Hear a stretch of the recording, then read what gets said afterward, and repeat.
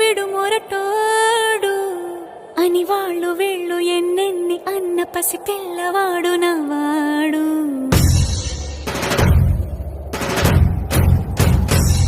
విడుముండోడు అని ఊరు వాడ అనుకున్న గాని మహారాజు నాకు నవ్వాడు.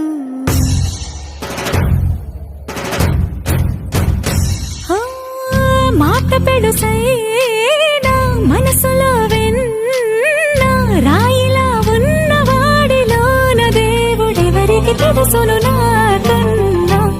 సూసేకి అగ్గిరవ్వ మాదిరే ఉంటా